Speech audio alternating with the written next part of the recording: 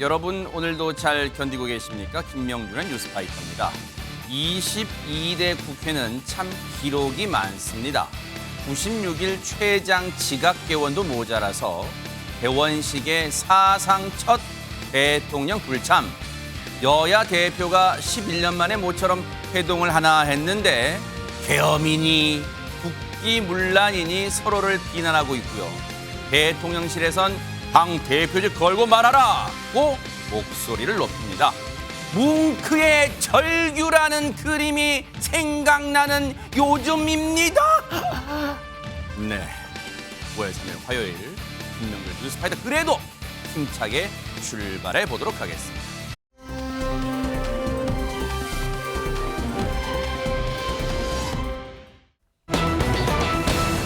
오늘요, 이 사람의 이름이 언론에 떠들썩하게 보도가 됐는데 이번에는 연인 얘기가 아니었습니다. 이담 아나운서. 네, 바로 배우 한소희 씨의 이름이 계속 거론이 됐는데요. 아하. 이번에는 연인이 아니라 한소희 씨의 엄마 이야기입니다. 아하. 한소희 씨의 어머니, 모친 이야기는 뉴스에서 몇 번 전해드린 적이 있는 것 아하, 같습니다. 아마 네. 기억하시는 분들도 있으실 텐데요. 한소희 씨의 모친인 50대 신 씨가 어제 경찰에 구속이 됐습니다. 어머나?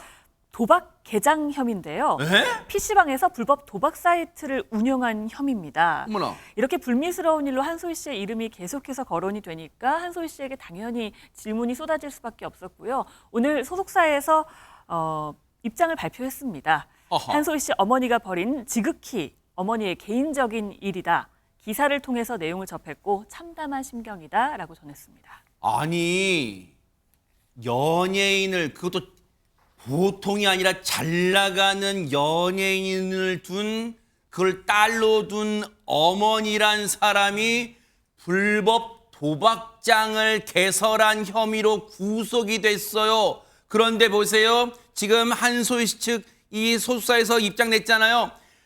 한소희 씨는 알지 못했다. 박성배 변호사 이거 어떻게 보면 당연한 얘기죠. 이걸 알았으면 한소희 씨가 이걸 가만히 있으면 더 안 되잖아요. 한소희 씨 측은 여러 차례 이 사건은 배우와 전혀 관계없는 어머니의 독단적인 일이라고 강조해 왔습니다. 이렇게 선을 강하게 긋는 이유, 나름의 이유가 있습니다. 뭘까요? 이 모녀에게 사정이 있기 때문인데 어허. 우선 모녀의 사정을 듣기 전에 한소희 씨 어머니가 그동안 어떤 일을 해왔는지부터 살펴보겠습니다. 맞아요. 궁금해요, 진짜. 50대 모친 신 씨 2022년부터 지난달 말까지 바지 사장을 내세워서 원주, 울산 등 12곳 PC방에서 불법 도박 사이트를 운영한 혐의, 즉 도박 개장 혐의로 구속됐습니다. 어머나 세상에. 경찰 조사 결과 신 씨 도박 사이트 배포 권한을 보유하고 있었는데 다만 불법 도박장을 개장해서 직접 운영하였는지 여부는 확인되지 않았습니다. 피의자는 속은 것이라는 입장을 취하고 있습니다. 아니, 불법 도박장을 운영했는데 불법 도박 사이트를 이거 보세요. 불법 도박 사이트 배포 권한이라는 게 있는 것도 진짜 시청자분들은 듣도 보도 못한 걸 처음 듣는 단어이실 거예요. 그런데 보세요.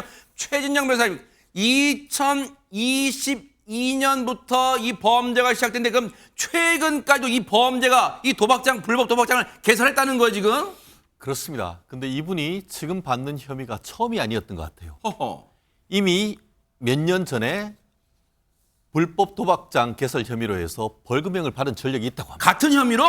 그렇기 때문에 또 그때는 벌금을 받았지만 이번 같은 경우에는 거의 비슷한 혐의, 거기다가 이번 같은 경우에는 울산, 원주를 비롯해서 전국에 12곳의 불법 도박장을 했다고 하니까 그 시간과 아마 그 판돈 규모가 상당히 컸을 것 같은데요. 그렇기 때문에 이번에는 구속된 것이 아닌가 싶습니다. 반성의 여지가 반성의 기미가 안 보이는데 뭐 그런 거겠죠. 그렇죠. 재판부 보게도. 그리고 네. 또 단순히 이와 같은 그 사행위뿐만 아니고 사기죄와 관련되는 혐의로 피소되기까지 했다라고 하는데요. 어허. 지금으로부터 한 4년 전인 2020년 같은 경우에는 친구들과 개를 하다가 갯돈을 들고 튀었다. 뭐 그렇게 하는 걸로 해가지고 네. 아마 제가 알기로는 그 따님이신 그 한소희 씨가 이 엄마의 어떤 갯돈을 갚아주기도 했다라는 것을 얘기를 들은 것 같은데요. 그 이후에 또 지난 2022년 같은 경우에는 이 엄마가 지인으로부터 한 8,500만 원을 빌리고 갚지 않아가지고 이때 같은 경우에도 사기 혐의로 피소되었는데 아하. 다만 이때 2022년 같은 경우에는 이제는 딸로서 이제 이미 유명인 된 상태에서 본인 이미지도 있기 때문에 그것은 나와는 상관없는 것이다. 엄마가 그 미성년자인 나의 어떤 그 계좌를 가지고 있는 걸 허허. 이유로 해가지고 그걸로 돈을 빌리고 있는 거기 때문에 내가 개인적으로 책임질 수는 없다라고 해서 선을 그은 적이 있는데 네. 안타깝게도 이런 식으로 이제 그 사기 또 도박 이런 네. 부분들이 계속 반복되고 있는 부분이 허허. 있기 때문에 이 한소희 씨 측으로서는 좀 당혹스럽기 그지없는 그런 상황인 것 같습니다. 그러니까요. 지금 이 한소희 씨의 어머니라는 사람의 이 행각을 봐도 뭔가 죄질이 좋지 않다 이런 생각이 드는데 근데 시청자분들이 여기까지 들으시고도 박주희 변호사님 아니 그래도 딸과 엄마 사이인데 엄마가 어떻게 지내는지 전혀 모를 수가 있어요. 예를 들어 통화해보면 박주희 변호사님 엄마 요즘 어떻게 지내? 밥 먹었어? 요즘 뭐해? 뭐하고 살아? 아 그렇게 전화하면 뭔가 좀 이렇게 감도 잡을 수 있을 텐데 전혀 몰랐다? 시청자분들이 궁금하실 수 있을 것 같아요. 네, 사실상 한소희 씨는 자신의 엄마와 절연했다라고 해도 사실 무방한 상태인데요. 아 인연을 끊었다고요? 네, 근데 이러한 사실관계가 알려진 건 2020년 비투 때문입니다. 어허. 아까 잠깐 말씀해 주셨던 것처럼 2020년에 한소희 씨 어머니가 갯돈을 갖고 날랐던 적이 있어가지고 그때 비투가 터졌는데요. 갯돈 들고 튀어라. 허허. 네, 그때 한소희 씨가 그때 이제 가족 관계를 밝힌 적이 있습니다. 5살쯤에 부모님이 이혼을 해서 자신은 할머니 손에 길러졌다. 그래서 그래요? 어머니와의 왕래는 닿지 않았는데 20살이 이후에 돼서야 이제 어머니가 이런 채무가 있다는 사실을 알게 됐고, 그래요? 근데 다만 이제 엄마는 생물학적 엄마고 그리고 또 자신을 길러준 할머니의 딸이기 때문에 이런 천륜 때문에 어쩔 수 없이 갚아줬다 이렇게 밝혔습니다. 어머나 아니 그럼 이 말인즉슨 세상에 이 내용도 아마 시청자분들 어머 세상에 어머 그랬어? 라고 지금 놀라신 분들 많으실 텐데 이 말인즉슨 전현 평론가님 그러면 한소희 씨는 자기가 유명해지도 저기 전에 미성년자인 때에 떠안게 된 빚을 그 듣도 보도 못한 구경도 못한 빚을 세상에 그놈의 핏줄 천륜 때문에 그 엄마 빚을 대신 갚아주고 살았던 거예요 그러면?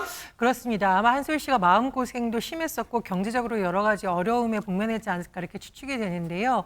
본격적으로 가정사가 알려진 것이 바로 2022년 이른바 가족의 빚과 관련된 문제가 대중에게 알려지기 시작한 겁니다. 세상에. 변호사님께서 말씀해 주셨듯이 이 2020년 하면 한소희 씨가 엄청 유명한 해였죠. 왜냐하면 드라마 기억나십니까? 부부의 세계라고 해서 맞아요. 김희애 씨가 가정에 있는 집의 아내이고 이 한소희 씨는 말하자면 불륜녀 역할을 했는데 그때 뭐 국민 밉상 뭐 이런 얘기 들었잖아요. 네. 국민 밑상이기 때문에 하긴 하지만 엄청나게 이제 소위 그렇죠. 배우로서 전성기를 맞게 된 맞아요. 시점에 비투 논란이 터졌고요. 아하. 굉장히 괴로운 마음이지만 이게 가정사까지 밝히게 됐습니다. 아하. 그런데 2020년에 이 논란이 종결된 것이 아니라 2022년에 문제가 또 생겼죠. 변호사님들께서도 짚어주셨는데 네. 지인에게 이 어머니가 8,500만 원이라는 큰 돈을 빌리고서 안 갚아서 세상에. 또 고소를 당한 겁니다. 어머나. 결국은 이 한소희 씨가 소속된 회사에서 당시 입장문을 냈는데 한소희 씨 어머니가 돈을 빌리는 과정에서 한소희 씨 명의의 계좌를 사용했는데 어머나. 이 계좌는 딸이 미성년자일 때 임의로 개설돼서 어머나, 사용된 어머나. 거라고 합니다. 즉 이 엄마가 해당 통장을 딸이 미성년자일 때 만들어서 몰래 사용했다. 이렇게 어머나. 결국 소속사에서 밝혔습니다. 어머나 세상에 제3자인 우리가 들으면서도 기가 막히고 코가 막힌 지금 사연이 막 전해지는 거잖아요. 그런데 보세요. 박성배 변호사님 이런 생각이 들어요. 낳았다고 10달 배 아파서 낳았다고 다 엄마가 아니잖아요. 낳았으면 엄마의 도리를 다 해야 되는 거 아니에요 진짜. 이 소속사에 따르면 모친이 미성년자인 딸 명의를 도용한 적이 여러 차례라고 세상에. 합니다. 심지어 사문서 위조 사건도 있어서 일련의 사건들로 민사재판도 여러 번 진행됐다고 하는데 이에 따라 소속사 측 지난 2022년 모친의 사기 혐의 피소 당시 이런 입장을 낸 바가 있습니다. 아하. 한소희는 모친 관련 채무에 책임질 계획이 전혀 없다. 천륜을 끊지 못하는 게 사실이지만 강경한 대응으로 더 이상 이런 일이 반복되지 않길 바란다는 입장을 낸 바가 있습니다. 네. 실제로 앞으로도 모친에게 사기당한 피해자가 더 나온다고 하더라도 한소희 씨가 갚아줄 채무는 법적으로 존재하지 않습니다. 세상에. 앞서 한소희 씨 측은 법원의 판결문을 인용하기도 했는데 울산지방법원의 2021년 판결에 따르면 한소희 명의의 계좌를 이용해 돈을 차용했지만 한소희가 채무에 대해 연대 책임을 진다고 보기는 어렵다는 내용이었습니다. 세상에 그동안 한소희 씨가 말 못할 이 얼마나 진짜 답답하고 억울했을까요? 그동안 엄마 때문에 갚아주면 또 생기고 한 곱이 넘으면 한 곱이 생기고 그런 셈이었잖아요. 그런데 얼마 전에요. 팬들을 향해서 자신의 이런 얘기를 들려줬어요. 같이 한번 들어보시고 이어가 보도록 하겠습니다. 저는 아주 잘 지내고 있습니다. 다들 행복이 먼저죠. 돈을 버는 이유도 어쨌든 행복하려고 버는 거니까 왜 돈을 버는지 잘 생각하고 남을 챙기는 것도 좋지만 자기 자신을 챙기는 것도 중요하다고 생각하기 때문에 저도 열심히 건강하게 돈 벌면서 살겠습니다. 상처 받지 마시고 최대한 자기 자신을 지키시고 올 한 해를 또 잘 마무리해 보시죠. 멀리서든 가까이서든 응원해 주심에 정말 감사드립니다.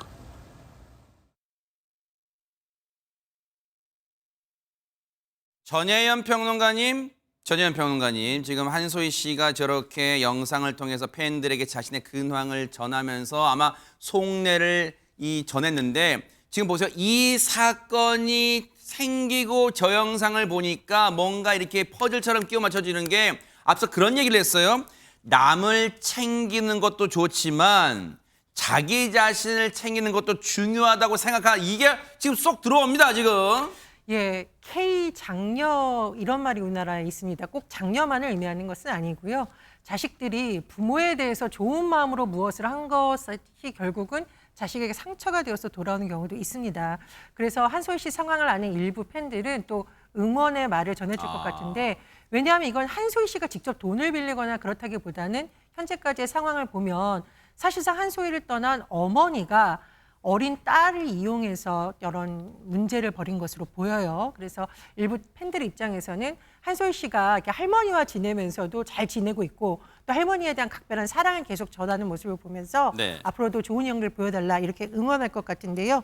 한소희 씨가 그런 심정을 밝힌 적이 있습니다. 할머니는 나의 전부인데 혹시나 이 손녀딸이 깰까 봐 전화가 울릴 때 두 번 돌리자 했을 때 전화 얼른 끊어버린다는 거예요. 하하. 손녀가 잠들었다 깰까 봐. 그리고 항상 첫인사 잘 있니? 끝인사 안녕. 아이고. 문자 한 통을 보낸다고 하는데 어떤 때는 그게 너무 슬프다라고 심경을 밝혔습니다. 네. 그런데 왜 한솔 씨가 처음에는 그러면 어머니의 부채를 갚으려고 했을까? 네.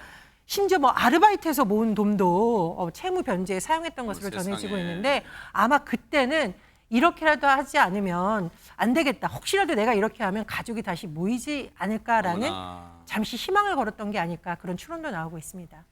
한소희 씨 뭔가 그동안 얼마나 말 못할 고생, 심적 고통을 겪으셨을까 그런 생각이 들고요. 앞으로는 정말 꽃길만 걸으시는 인생 사시길 바라고요. 그리고 한소희 씨의 그 생물학적 엄마라는 사람요. 그 죄값은 죄값대로 받고요.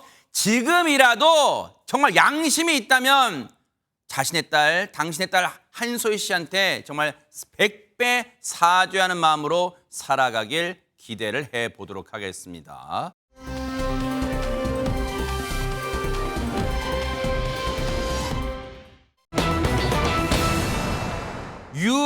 유아인, 여러분이 듣고 싶지 않아도 뉴스를 통해서 여러 번 귀에 못이 박히게 들어봤던 이름이실 거예요. 그런데 오늘 이 사람이 다시 법정에 섰는데 그동안 법정에 들락날락했던 모습 먼저 막 모아서 보시고 이어가 보도록 하겠습니다. 법원에서 영장이 기각됐는데 무리한 영장 신청이었다고 보십니까? 뭐 그건 제가 판단할 문제는 아닌 것 같고요. 법원에서 내려주신 판단에 대해 존중하고 감사한 마음입니다.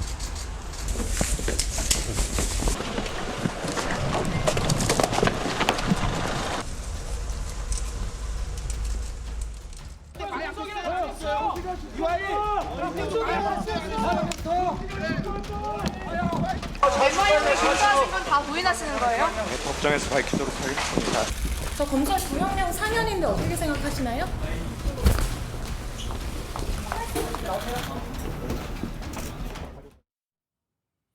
자, 오늘 법원에 들어가는 모습, 오늘은 1심 선고, 즉 재판장님이 얼마의 형량을 선고하는 땅 두드린 날인데 근데 앞서 다른 때는요, 이담 아나운서 들어갔다가 나왔다 다 보여드렸는데 오늘은 왜 들어가는 모습만 보여드려서 저희 제작진이 나오는 모습 아직 확보를 못한 거예요? 아닙니다. 못 나왔기 때문에 그 영상이 없는 겁니다. 아, 왜 못 나왔어요? 이번엔 재판 후에 법정 구속이 됐습니다. 구속됐어요? 네, 유아인 씨 같은 경우에는 수사 단계에서 지난해 5월과 9월에 경찰과 검찰이 각각 구속영장을 신청한 바가 있었는데 모두 기각이 되면서 저렇게 나오는 모습이 찍혔었는데요. 이번에 불구속 상태로 기소가 됐었고 오늘은 구속을 피할 수 없었습니다. 아하. 실형이 선고됐는데요. 그래요? 네, 서울중앙지법 형사합의 25부에서요. 징역 1년에 벌금 200만 원을 선고했습니다. 네. 그러면서 재판부가요. 징역형을 선고했기 때문에 도주의 우려가 있다라고 염려돼서 법정에서 구속하겠다라고 구속 이유를 밝혔고요. 구속되면서 하고 싶은 말 없나라고 이제 엄홍식 씨에 대해서 물었더니 많은 분들께 심력 끼쳐드려 죄송하다라고 작은 목소리로 대답했다고 합니다. 아, 시청자분들은 유아인 얘기하는데 엄홍식이 웬 말이야? 본명이 엄홍식이랍니다. 유아인 씨의 본명이 엄홍식인데 근데 보세요. 앞서 수사 단계에서는 경찰과 검찰의 수사 단계에서는 구속영장이 여러 차례 기각이 돼가지고 그때 당시에도 뭐야 유아인이 법꾸라지야? 잘 피해 다니네? 라고 했는데 오늘은 법정 구속 재판장님의 판사가 땅땅땅 두드렸어요. 박주임 변호사님 유아인 씨의 혐의가 대체 뭡니까? 네, 하나씩 좀 정리를 해드리면요. 2020년 9월부터 2022년 3월까지 치료를 빌미로 병원에서 프로포폴 181회를 투약을 했습니다. 또 2021년 5월부터 2022년 8월까지는 타인 명의로 수면제를 1,100정이나 불법 투약한 혐의가 있고요. 또 그 외에도 2022년 1월에는 미국에서 대마를 흡연하고 심지어 지인에게 대마 흡연을 교사한 혐의도 있습니다. 그리고 지난해 이제 이 마약에 대한 수사가 시작이 되니까 지인들에게 증거 인멸과 교사를 한 혐의가 있는데요. 이거에 대해서 이제 검찰에서는 징역 4년을 구형을 했는데 오늘 법원에서는 프로포폴 투약과 대마 흡연 그리고 수면제 불법 처방에 대해서는 유죄를 선고를 했고요. 그밖에 이제 대마 흡연을 교사한거나 아니면 증거 인멸 교사에 대해서는 무죄를 선고했습니다. 아, 일부 무죄가 선고가 돼서 아마 검찰이 구형한 4년보다는 아마 적은 형량이 나온 것 같다 이런 생각도 드는데 어쨌든 유아인 씨 정말로 1년 동안 실형을 살면서 글쎄요 억울한 심정을 가질 게 아니라 내가 그동안 교만했구나 반성 사회에 나가면 봉사하며 살아야겠구나 그런 생각하면서 살기를 바랍니다.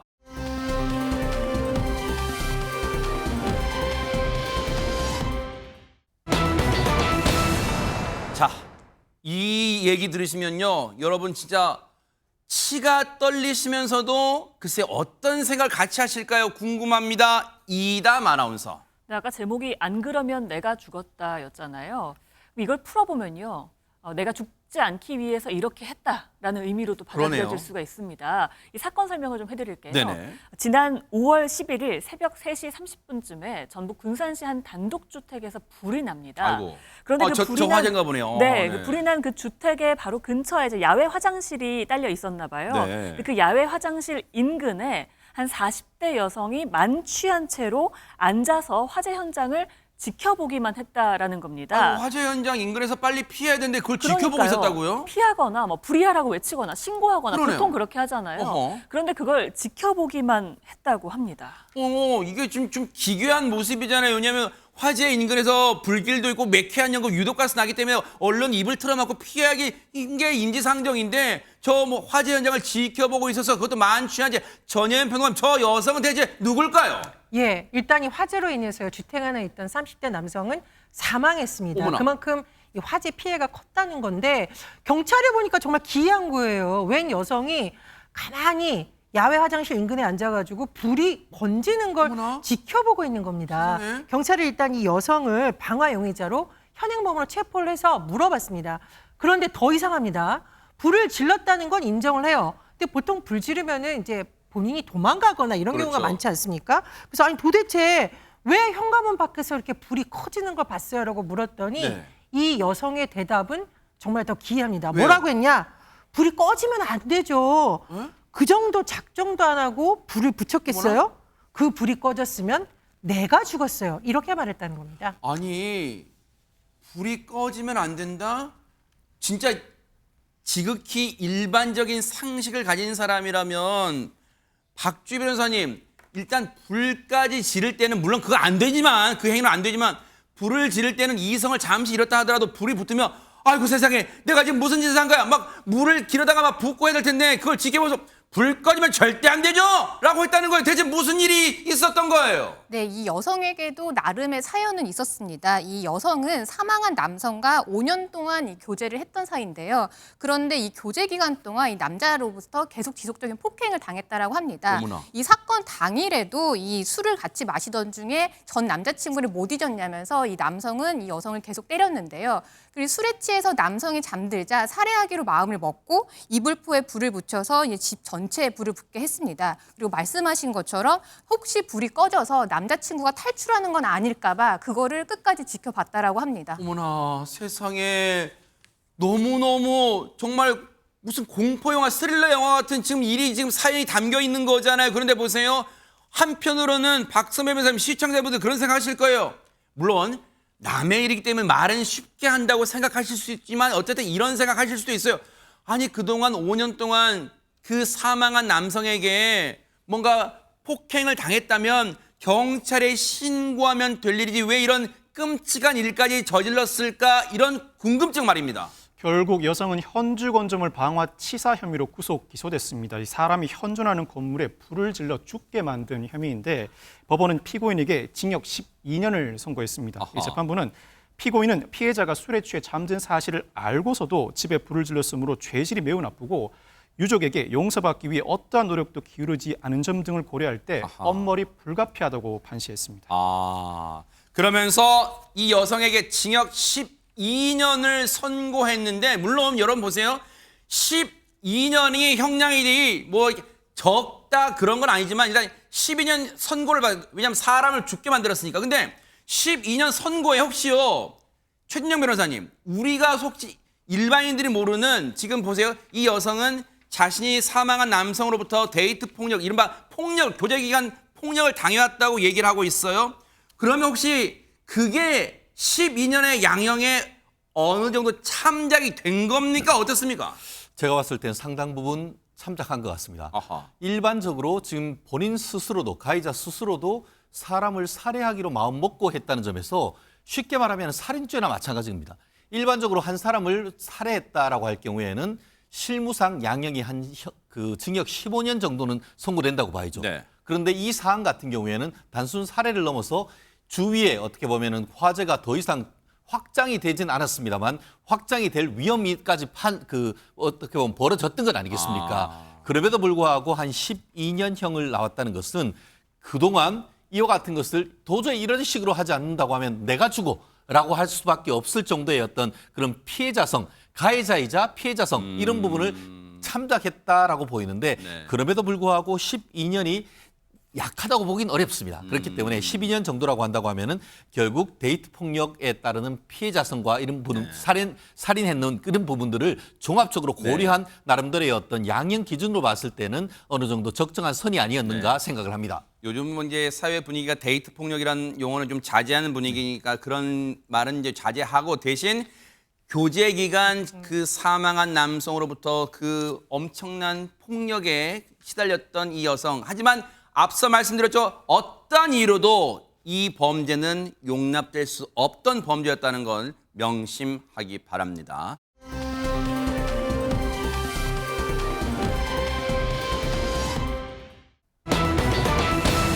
자, 분위 바꿔볼게요. 어머 세상에 오랜만에 용인 푸시 푸바오 얘기 나왔는데 근데 보세요.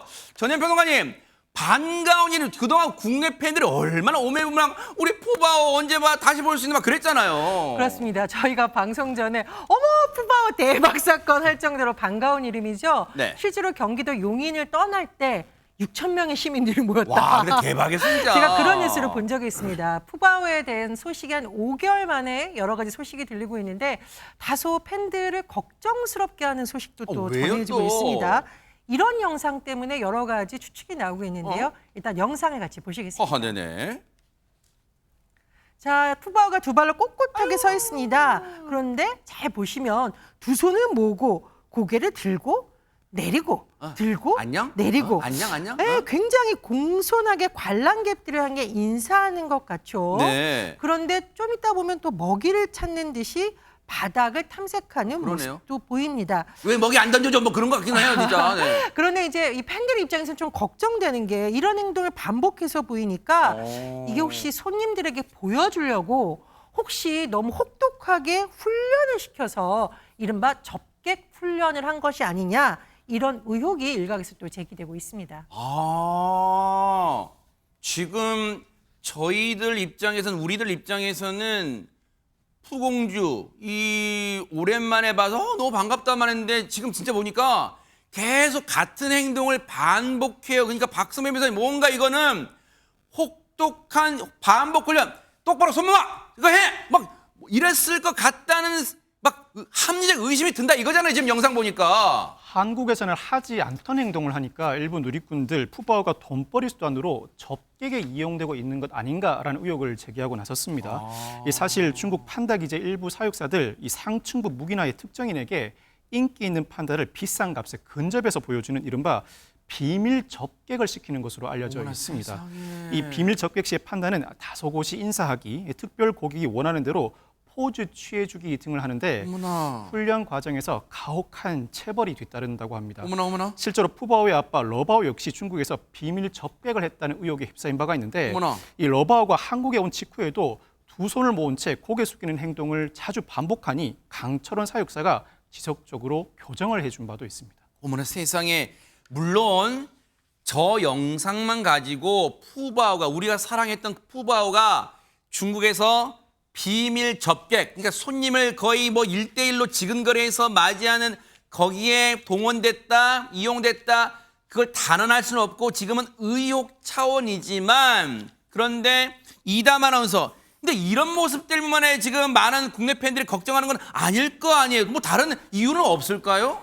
푸바오가 한국에 있을 때요, 대나무 죽순 쫙 모아놓고 계속해서 열심히 먹는 그 모습이 완전 귀염 폭발이었잖아요. 너무 네. 귀여웠잖아요. 네. 그러면서 좀 이렇게 살도 이렇게 점점 이렇게 커져가면서 사람들이 아이고, 뚠빵이라고 저 또 불렀단 말이에요. 진짜 영락하면 사람이에요, 진짜. 네, 이게 뚱뚱하다 그러면 미안하니까 뚠빵이라고 불렀다고 하더라고요. 네. 그럴 정도로 잘 먹었었는데 네. 요즘에 식욕도 뚝 떨어지고 활동량도 뚝 떨어진 모습을 보였다는 겁니다. 어머나. 그 대나무를 앞에 두고요, 그냥 숨만 거칠게 이렇게 쉬는 그런 모습을 보이기도 했다고 하고요. 또 계속 잠만 자는 모습이 보이니까 혹시라도 가혹행위로 인한 좀 뭐 건강 이상이 있는 거 아니냐라는 설이 제기가 됐어요. 그러니까 중국 자이언트 판다 보존 연구센터 측에서 입장을 내놨는데요. 네. 푸바오가 가임신 상태에 진입했다라면서 좀 최근에 변화가 나타났다는 겁니다. 지난 한 3월하고 4월쯤에요. 푸바오에게 호르몬 변화가 시작이 됐고 그러면서 비정형적인 발정 행동이 나타나기 시작했대요. 그러면서 지난달 중하순 이후에 그러면서 심각한 식욕 감퇴가 나타났고 활동 감소, 대변량 감소, 휴식 시간 증가, 그러니까 잠을 많이 자기 시작했다는 것 같기도 하고요. 이런 징후들이 보였다는 겁니다. 그걸 이제 총칭해서 하는 말이 푸바오가 가임신 상태에 진입했다라고 밝혔습니다. 아니 지금 건강 이상이 아니라 임신도 아니고 가임신? 지금 가임신에게 아까 이제 잠깐 설명은 됐어요. 가임신 기간, 몸이 좀 그동안 기간보다 이제 기간이 지남에 따라 성숙하다 보니까 이런 증상을 보인다는 건데, 아니 그러면 여기에 대해서 박주희 변호사님 뭔가 우리 국내에도 한국에도 꽤 있었잖아요. 그러면 여기에서 뭔가 뒷받침할 만한 반박이나 논거, 근거는 없을까요? 어떻습니까? 네, 이 가임신이라는 거는 사실 일종의 2차 성징이 시작된 거다 이렇게 이해하시면 될 것 같은데요. 어허. 이제 푸바오도 더 이상 아기가 아니라 아이를 가질 수 있는 성인 판다가 되는 과정이다 이렇게 이해하시면 될 것 같습니다. 네네. 그래서 그 과정에서 이제 성장통을 겪고 있는 건데요. 이러한 증상 같은 경우는 한 달에서 한두 달 정도 지나면 이제 없어진다고 하는데요. 사실 그 푸바오의 엄마인 아이바오도 비슷한 증상을 겪었다고 합니다. 2017년 봄에 이 아이바오도 갑자기 식욕이 줄고요. 또 그리고 몸에 열을 식히기 위해서 물을 끼얹는 장면이 많이 목격됐다고 합니다. 그리고 수면 시간도 많이 늘어났고 또 행동이 느려지고 예민해졌다고 하는데요. 이러한 사실이 밝혀졌는데도 불구하고 여전히 일부 누리꾼에서는 이 우려의 시선을 거두지 않고 있습니다. 그러다 보니까 이제 판다 보존 연구센터 측에서는 네. 이 푸바오 상태에 맞춰서 이런 건강 관리를 강화하겠다라고 해서 안심을 시켰습니다.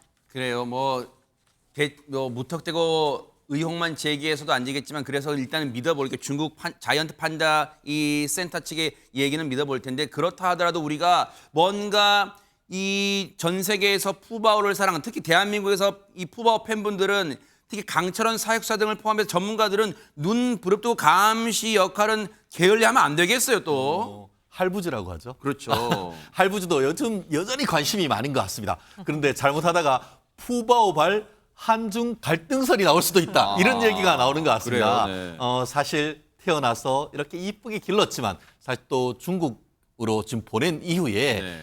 이런 지금 자꾸 그 제보가 있다 보니까 실제로 우리 그 뉴스파이터 그 제작진이 이 에버랜드에 할부지하고 좀 이런 것들 얘기를 해가지고 네. 중국에 의견 좀 전달해야 되는 것 아니에요? 라고 연락을 했더니만 네. 진짜 제가 말씀드린 것처럼 그 에버랜드 홍보팀 같은 경우에는 네. 현재 중국에 가 있다 보니까 한국 사육사들의 의견을 전달하는 것이 조심스럽다라는 의견을 지금 이른바 밝혀왔는데요. 월권이 될 수 있다는 그렇죠. 거군요. 그렇기 때문에 아. 어떤 개인적인 친분이 있어서 서로 이제 사육사들한테 한번 연락하는 그런 건 변론으로 공식적으로 어떤 의견을 제기하기는 지금으로선 좀 조심스럽다는 것이 지금 에버랜드 측의 공식적인 의견인 것 같습니다. 그래요. 그러면 다시 한번 말씀드리지만 중국 측에 진짜 이 푸바오를 잘 대해주고 있을 거라고 믿을게요. 그러니까 한국에 있는 팬분들 또 푸바오를 사랑하는 전 세계 팬분들이 실망하지 않도록 정말로 잘 사육해 주시기를 진짜로 진심으로 기대해 보도록 하겠습니다. 푸바오 잘 있어. 또 만나자.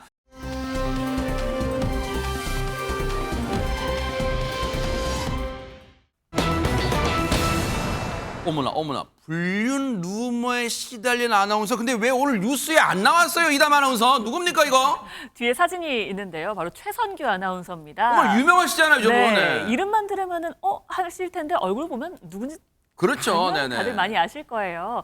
1986년에 KBS에 아나운서로 입사를 하셨고요. 아하. 그 이후에 SBS의 또 창사 멤버로 아나운서를 했고요. 네. 93년부터는 프리랜서로 활동을 하고 있는 무려 38년 차 최선규 아나운서입니다. 네. 근데 최선규 아나운서가요. 지난 2002년부터 2022년까지 무려 20년을 네. 기러기 아빠 생활을 해왔다고 해요. 그래요? 굉장히 긴 시간이잖아요. 이렇게 남자분들은 행복하실까요? 20년. 아, 네네네. 잠깐은 모르겠습니다. 네, 워낙 긴 시간을 기러기 아빠로 네. 생활을 하다 보니까 별별 일이 다 있었다고 하는데 어떤 소문들도 좀 있었다고 해요. 그중에 가장 충격적이었던 게 방금 전에 얘기한 바로 어머나. 불륜 루머입니다. 허허. 어떤 얘기인지 한번 들어보시죠. 네네. 기러기 생활 20년 하니까 오해를 많이 받아. 내가 어떤 오해까지 받았냐면 본처하고 애들 둘은 캐나다로 피신시켜놓고 젊은 여자하고 살림 차려서 아들, 딸 낳고 뻔뻔하게 같이 교회를 다닌대. 소설이 하나가 완성이 됐네요. 근데 그 얘기가 여기서만 끝났으면 괜찮은데 넘어서 태평양을 넘어가서 본처한테 간 거예요? 아니, 본처가 아니라 안에까지 그게 들어간 거예요. 그래갖고 이 사람이 비행기를 타고 급히 왔어. 뭐야? 이게 어떻게 된 거냐? 알고 보니까 그 여자가 누구냐? 누구야? 장세진이 여동생이야. 아니. 근데 지금 이거 보면 박주희 변호사님 불륜 루머라고 그랬잖아요. 그러니까 뜬 소문. 그러면 뭔가 그 불륜의 이 상대라고 의심되는 사람이 아예 없어야 되는데 지금 뭐 이름이 지금 그 말미에 등장했잖아요. 이건 또 뭐예요? 네, 루머니까 이제 사실은 아니겠지만요. 다만 오해할 만한 정황은 있었습니다. 이 최선규 아나운서의 불륜 루머의 상대방은 이 배우 장세진의 여동생이었는데요. 그 장세진 여동생의 남편은 또 이무영 감독, 영화 감독입니다. 오. 그런데 평소에도 이 가족과 최선규 아나운서의 가족은 원래 친해서요. 같이 식사도 자주 하고 교회도 같이 다니고 굉장히 친하게 지냈다라고 합니다.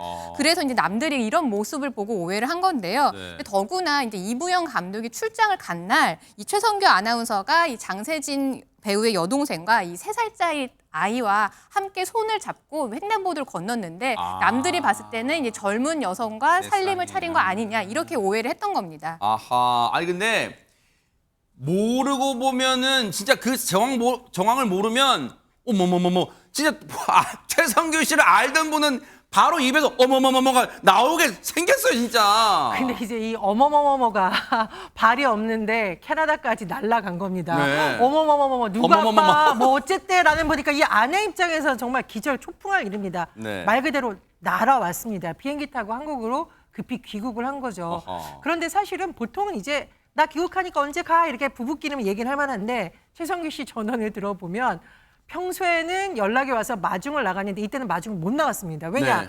아내분이 너무 놀라서 날아오는 바람에 네. 그냥 집에 온 거고 네. 최성규 씨가 일 끝나고 집에 왔더니 아내가 와 있다는 아하. 겁니다. 어쨌든 해프닝으로 끝난 여러 가지 사건이었습니다. 아마 모르긴 몰라도 당시 최성규 씨 아내분의 심정은 내가 왜 연락을 해? 불시에 급습을 해야지 현장을 덮치지 하셨을지도 모르. 지금 제 세월이 지나고 아니기 때문에 제가 묻자고 이제 표현한 겁니다. 그런데 어쨌든 실제 최성규 씨의 모습은 아주 자상한 남편이었을 것 같다는 생각도 드는데 얘기 마저 들어보시고 이어가 보도록 하겠습니다. 제 아내가 고향이 광주예요. 그래서 이제 첫애 임신을 해서 친정을 갔잖아. 그러니까 내가 숙직 날이야. 숙직하고 다음 날 출산한다 그래갖고 저 이제 반포에서 고속버스를 타고 광주를 갔어요. 제 아내가 그 얘기를 했거든요. 자기는 아기를 낳았을 때 정신 들었을 때 당신이 다른 거 아무것도 안 바란대. 꽃을 정말 한아름 꽃을 안고 좀 받고 싶다는 거야. 근데 그때 내가 입사 2년 차 막내 아나운서였거든요. 월급이 안 많았을 그때 월급이 33만 원 받을 때야. 근데 꽃값 생각해 보니까 너무 비싸. 그래서 그냥 갔어요. 때. 그냥 가갖고 왜 꽃을 안 사왔니? 꽃이 어딨니? 그래서 내가 꽃집 문 닫았던데. 그 옆에 정말 많은데 터미널 옆에. 너무 나중에 이제 그 들통이 난 거야. 내가 거짓말한 게. 지금도 쉽잖아. 최은경 씨가 MC 최은경 씨가 잠깐 언급했죠. 여러분 아시죠? 반포 고속터미널 옆에 보면 천재 그 꽃파는 그 지하상가 꽃파는 데가 널려 있어요. 뭘 문을 닫아요? 박성배입니다. 이거는 도저히 아무리 저희가 최성규 씨를 편을 들어드리려고도 이건 못 들어드릴 것 같아요. 그런데 둘째 출산 때도 똑같은 실수를 했습니다. 어머나. 사람은 비슷한 실수를 반복하는 경향이 있는데 이 둘째는 눈 많이 오는 날 서울에서 출산을 했답니다. 이 출산 직후에 부부가 온돌방 회복실에서 같이 잠을 자게 되는데 우풍이 심하게 불더랍니다. 아하. 최성규 아나운서가 자다가 너무 추워서 아내한테 자리 바꾸자면서 창가 쪽으로 밀었다고 합니다. 어머나. 아내가 몹시 서운했겠죠. 1월만 되면 어깨, 무릎, 온몸이 시리다고 한답니다. 왜요? 본인은 아나운서니까 아나운서가 입 돌아가면 안 되니까 지금 자기는 따뜻한 데자고 지금 아내분을 찬대로 미룬 거예요. 그런데 보세요. 지금 이렇게 삼시세끼 밥을 못 얻어 먹을 일만 지금 계속해서 하고 있는데 그런데 여기서 끝이 아닙니다. 아내의 이른바 등짝 스매싱을 부를 일이 또 있었다는데 얘기 마저 들어보시고 이어가 보도록 하겠습니다. 땅 필요해요? 아니 땅이 많으세요? 땅이 많아요? 전국에 저만큼 땅 많이 갖고 있는 사람 있으면 나오라 그래. 이 민통선 안에 민간인 통제 지역 군대. 거기에 한 3만 평인가 있어. 근데 세금이 안 나와. 아니, 세금을 안 내. 분명히 소유권이 나로 돼 있는데 등기가 가치가. 세금이 안 나와. 왜? 그래서 내가 그 저기 거기 군청에 전화를 했어. 그랬더니 아 예 맞습니다 선생님 그러는 거야. 근데 왜 세금이 안 나오죠? 그랬더니 아 통일 전까지는 안 나와요. 맞다. 문제는 땅값을 제대로 그냥 예를 들어 뭐 5천 원 주고 샀으면 괜찮아. 비싸게 주고 샀죠? 그거에 20배. 땅은 보셨어요? 못 봤죠. 어떻게 들어가? 그림만. 와 이거는 희망 고문인가요? 지금 구경도 못한 땅을 지금 근데 통일될 때까지 그 땅을 처분도 못한답니다 지금. 통일 대박 주인공이 최성규 아나운서인 줄 오늘 처음 알았습니다. 아 그러네요. 네. 사실 그 지난 정권 때 남북 교류가 이렇게 활발히 되고 통일의 희망이 있을 때에 실제 민통선 내에 있는 땅에 대한 기획 부동산이 판쳤습니다. 그래요. 아마 그때에 안타깝게도 평당 5천 원짜리를 거의 20배라고 했으니까 10만 원에 10만 원이네요. 샀다라고 네. 하는데 정말 다른 어떤 사람들보다 최성규 아나운서의 소원이 통일이 아닌가 싶은데요. 실제로 이것이 이제 부인이 외국에 계실 때에 돈 가지고 뭘 몰래 투자를 했었는데 투자가 대박이 아니고 통일이 돼야 대박이 되니까 그 시점이 언제가 될지 좀 지켜봐야 될 것 같습니다. 네. 오늘 최선규 아나운서의 이 모습, 빈틈이 많은 모습 보시고 이런 별명 붙일까요? 허당 최선규 선생님. 네, 아마. 근데 시청자분들 그런 생각 하실 거예요. 그래도 참 인간적인 따스한 면은 있구나 하실 거예요. 앞으로도 또 많은 활동, 또 많은 인간적인 모습도 보여주시길 기대해 보도록 하겠습니다.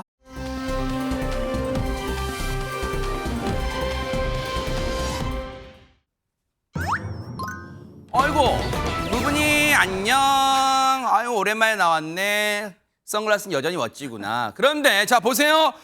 지금 제목을 보니까 신유빈이, 우리가 사랑하는 그 삐약이 신유빈이 훈련 중에 냉장고를 열었어요. 아니, 전현 평론가님, 훈련에 집중해야지. 아무리 지금 동메달 2개 땄다고 지금 이렇게 하면 되는 거예요?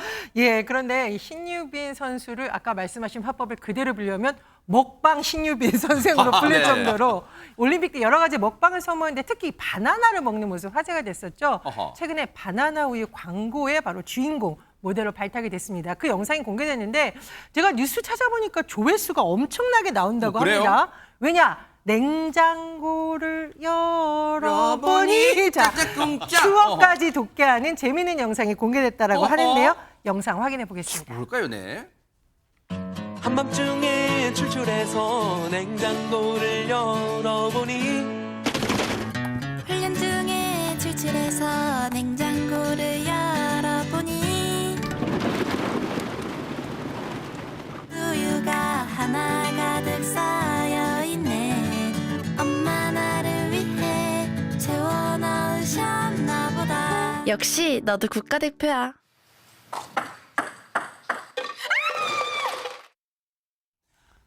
이러니 안 바나나. 세상에, 이다마노 세상에. 바나죠. 바나죠. 안 네. 바나나할 수가 없죠. 그렇죠. 그러니까요. 신유빈 양이요. 방금 노래 부른 거 잠깐 들으셨죠? 네. 2004년에는 김래원 씨가 제 냉장고를 열면서 노래가 나왔는데 자, 2024년이죠. 20년 뒤에 2004년생의 신유빈 양이 이렇게 냉장고 분명히 바나나가 쫙 떨어졌는데 네. 역시 국민 삐약이답게 노란색 옷을 입고요. 너무 귀엽게 바나나 우유를 먹는 모습까지 보여줬습니다. 아하. 이번에 개사해가지고 노래까지 새로 부르고 너무 또 굉장히 분위기가 굉장히 귀여워요. 근데 보시면요. 우유를 빨대로 마신 뒤에 해당 제품을 아까 메달처럼 목에 걸고 입을 맞춘 세리머니까지 보여줬잖아요. 네. 이게 파리올림픽에서 신유빈 선수가 했던 거거든요. 아, 그래요? 그걸 그대로 재현을 한 겁니다. 아하. 아니 근데 저 옷도 노랗게 입고서 바나나도 막 맛있게 먹고 그리고 표정도 막 앙증맞게 귀엽게 했는데 박성배 변호사님 진짜 보는 저희가 그냥 이 앞서 박성배 변호사님 모습을 살짝 훔쳐봤더니 그냥 아빠 미소 그냥 쭉 짓고 계시더라고요 진짜. 저런 딸이 있으면 좋겠다 싶은 생각이 듭니다. 아하, 네. 그러다 보니까 이 광고 영상 하긴 공개된 지금 아들만 2분 계시죠? 예, 네네. 아들만 둘 있습니다. 네. 공개된 지 네네. 얼마 되지 않아서 신유빈 효과를 톡톡히 보고 있는데 이 광고 영상 올린 지 3일 만에 조회수 이미 230만 회를 돌파했고 어머나. 누리꾼들 반응도 폭발적입니다. 일부러 영상 찾아본 유일한 광고다. 아하. 신유빈 탁구 말고 노래도 잘한다. 신유빈 모델 추천한 직원에 보너스 줘야 한다는 반응을 보이고 있는데 네. 신유빈 선수는 유쾌합니다. 촬영 뒷이야기로 평소 즐겨 마시던 바나나 우유를 많이 마실 수 있어 행복했다고 전했습니다. 아니 근데 광고 촬영하면서 좋아하는 우유 많이 마셔서 좋아요라고 하는 모습 진짜 해맑은 모습 그대로입니다. 박주희 변호사님. 그러다 보니까 이제 신유빈 선수를 좋아하지 않을 수가 없는데요. 이제 그러니까 이제 신유빈 선수를 어떻게라도 모델로 모시려고 이 경쟁이 이루어지고 있습니다. 그래요? 네, 이제 신유빈 선수가 올림픽에서 보였던 먹방이 바나나가 있었고요, 주먹밥이 있었고 또 하나가 에너지 젤이 있었는데요. 아하. 그런데 이번 에너지 젤의 모델이 되었습니다. 어머나. 이 에너지 젤 브랜드 같은 경우는 당시 신유빈 선수에게 어떠한 협찬이나 뭐 광고도 하지 않았는데 이제 올림픽 경기 중간에 이제 먹는 모습을 보여주니까 이게 사람들이 이제 아름아름 알게 되어서 세상에. 판매량이 폭등이 되었고 일시 품절 상태까지 나타났다고 합니다. 네. 그래서 결국 이 에너지젤 브랜드의 전속 모델이 되었고요. 아하. 특히 이 에너지젤 브랜드 같은 경우는 지금까지 전속 모델을 사용하지 않았는데 이 신유빈 선수가 최초로 이런 모델이 됐다라고 합니다. 그래서 광고 기간이 끝난 후라고 하더라도 이 신유빈 선수에게 언제든지 이 에너지젤을 이제 협찬하겠다라고 밝혔고요. 야. 그 외에도 호빵이라든지 화장품 혐의라든지 계속 신유빈 선수에 대한 광고 러브콜이 끊이지 않고 있습니다. 야, 아니 저도 오늘부터 뭐 하나 갖다 놓고 그냥 여러분과 함께하는 유튜브 파이터 뭐 이렇게 해야 될지 모르겠습니다만 어쨌든 농담입니다. 근데 뭐 최진정 변호사님 이렇게나 인기가 치솟다 보니까 일각에서는 어떤 누구를 이겼다는 뭐 그런 표현이 들려요 지금. 그렇습니다. 내가 제일 잘 나가. 제일 잘 나가. 이 정도면 국민 여동생 아닙니까? 어허. 근데 지금 우리 스타들 이 평판 순위를 했는데 거기에서 압도적인 1등을 했다는 겁니다. 뭐? 근데 1등을 하니까 누구와 경쟁했는지 이게 감이 안 그럼 잡히는데 누가 1등에서 밀려나요? 2등이 누구냐? 네. 이게 스타 전체 브랜드 평판 2등이 임영웅이라고 합니다. 어머나. 임영웅이 2등이라니. 이명웅이 밀려요? 그렇죠. 그리고 스포츠 스타 브랜드 평판에 2등이 누구냐? 네. 손흥민이래요. 손흥민이 밀려요? 실제로 뭐 축구처럼 전 세계적인 유명 종목도 아닌 비인기 종목 탁구 야, 스타가 이 제스처가 딱 그거네요. 오빠들 비켜! 지금 그런 거 스매싱 때려. 완전 스매싱 내는 스매싱. 뭐 다 대박 쓸어버려 사건. 뭐 이런 네. 느낌인 것 같은데 네. 어쨌든 얼마 전에 아까 얘기했던 바나나 우유 모델로 네. 받은 모델 료를 1억 원을 세상에. 초등학생의 탁구를 위해서 또 기부를 하는 진짜 등 천사표예요. 네, 그래서 어떤 태도나 아니면 어떤 모습이나 행동 이런 부분들이 보는 것만으로도 국민을 즐겁게 해주는 맞아요. 그런 모습, 그런 선한 영향력이 세상에. 이와 같이 전체 스타를 넘어서 또 스포츠 스타에서도 압도적인 1등을 한 배경이 아닌가 그런 평가가 나오는 것 같습니다. 실력만큼이나 마음씨도 진짜 1등인 신유빈 선수 앞으로의 행동 뉴스파이터도 온 국민과 함께 응원하면서 지켜보도록 하겠습니다. 멋집니다.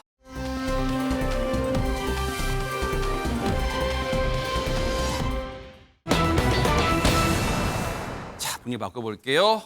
제목 보세요. 다리 위에 가방을 들고 왜 튈까요? 왜 이런 일이 벌어졌을까요? 박성배 변호사님. 지난달 18일 밤 서울에서 한 여성이 홀로 마포대교를 잤습니다. 그리고는 들고 온 가방을 내려놓고 다리 난간 위에 걸터 앉습니다. 아이고.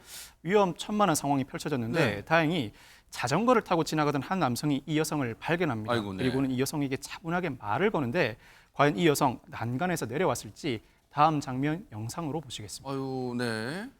자, 여성과 대화를 나누던 이 남성 갑자기 여성이 바닥에 놨던 가방을 집어듭니다. 네. 그리고는 온 힘을 다해서 페달을 밟아 도망쳐 버립니다. 자, 보시죠. 도망칩니다. 어머나. 이 남성 난간 위에 여성을 걱정한 게 아니라 애초에 관심이 딴 데 있던 겁니다.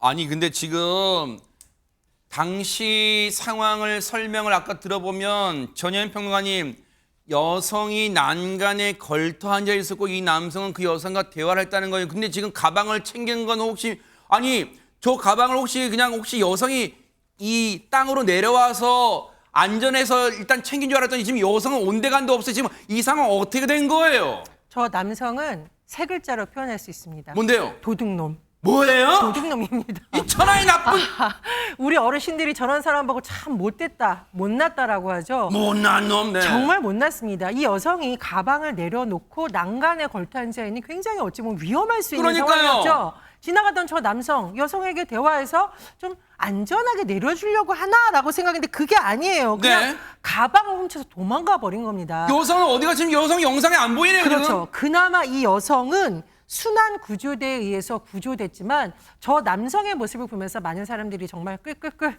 참 못났다 혀를 차실 것 같습니다. 어머나 그러면 그 사이에 지금 영상에 여성이 안 보이는 이유가 여성은 그 사이에 세상에 정말 송구함이 나면 지금 뛰어내렸다는 거 아니에요 지금 강물로. 그런데 세상에 어쨌든 구조가 됐다니까 놀란 가슴을 쓸어내리고 천만 다행인데 이제는 자 놀란 가슴을 쓸어내렸으니까 이다만 저 못된 인간 좀 잡아야 될 거 아니에요 지금.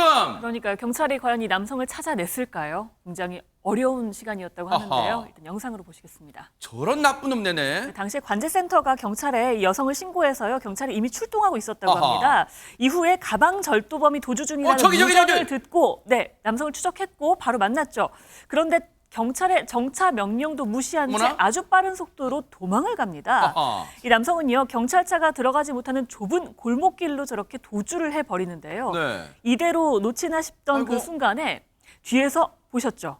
오토바이 한 대가 혜성처럼 나타납니다. 어머나. 경찰차는 다른 골목으로 방향을 돌리고요. 오토바이는 그대로 자전거를 쫓아서 이내 앞을 가로막았습니다. 어허. 그렇게 이 남성은 경찰에 체포가 됐다고 합니다. 어머나 어머나 세상에 우리가 절망을 하고 있던 그 찰나에 저 악마 같은 인간 때문에 우리가 지금 분노와 절망을 하던 그 찰나의 대박 사건 천사 같은 분이 나타난 거잖아요. 저 범인을 검거하는데 결정적 도움을 주신 천사분의 얘기 좀 들어보시고 이어가 보도록 하겠습니다.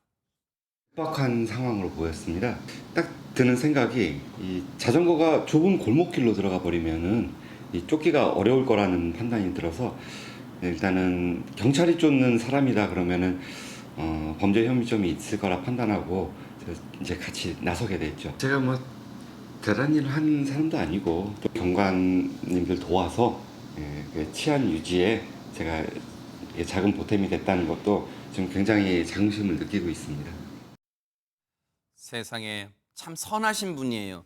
자신의 이름 석자 또 얼굴도 드러내고 싶은 게 인지상정이기 마련인데 일단은 이름도 밝히기 꺼려하시고 얼굴도 밝히기 꺼려하신 것 같아요. 그래서 저희가 그 뜻을 존중해서 여러분 보신 것처럼 화면을 좀 뿌옇게 처리하고 이름도 밝히지 않았습니다만 어쨌든 천사분이세요. 정말 대단하신 분인데 영웅분이신데 그나저나 저 인간은요. 저 몹쓸 인간은 박성호 변호사님 그 와중에 어머 세상에 곤경에 빠진 사람 구할 생각 안 하고 가방을 무슨 생각으로 무슨 정신으로 가방을 훔쳤어요 진짜. 이 피의자는 경찰 조사에서 가방에 돈이 들어있는 줄 알았다. 충동적으로 훔쳐가고 싶은 마음이 들었다고 진술한 것으로 알려지고 있습니다. 알고 봤더니 이 피의자 이미 절도전과 7범이었습니다. 그렇지. 재벌은 남 못 준다 이거죠 진짜. 그렇습니다. 네. 이 절도 혐의로 복역한 뒤에 지난 2021년 8월 출소한 상황이었는데 또다시 절도 범행을 저지른 것입니다. 그것도 절박한 상황에 처한 피해자를 상대로 범행을 저질렀는데 상습 절도 사안이라 경제적 가치가 낮은 물건을 훔쳐도 곧바로 실형이 선고될 사안입니다. 아니 저런 인간 보면 박주민 변호사님 저런 인간들은 교도소를 갔다 오도 정말 반성의 여지 또 진짜 개과천선할 여지가 없는 것 같아요. 저런 인간들은. 네, 맞습니다. 지금 난간이 여성을 말려도 사실은 모자랄 판에 맞아요. 거기다 절도를 했다라는 거면 사실 막 악마와도 같은데요. 근데 이 남성 결국에는 이제 법의 심판을 받게 될 예정입니다. 아하. 상습절도 혐의로 구속 송치되었고요. 네. 가방은 다행히도 이 여성에게 돌아갔습니다. 천만다행이네, 진짜. 그리고 또 반면에 이제 천사 같은 분이 있었잖아요. 네. 이 검거에 도와주신 분 같은 경우는 경찰은 이 사건이 발생한 10일 뒤에 이 시민에게 표창장을 수여를 했고요. 아하. 또 보상금도 지급을 했습니다. 이런 따스한 소식도 있어서 그래도 살만한 것 같습니다. 맞아요. 저 상도 중요하지만 상만 주면 무슨 재미없잖아요. 정말 따뜻한 도둑한 좀 금액도 드려야지 또 이렇게 보람도 느끼는 거 아니겠습니까? 정말 저 시민분이 계셔서 우리 사회가 아직 살만하다 그런 생각 느껴봅니다. 너무너무 감사합니다.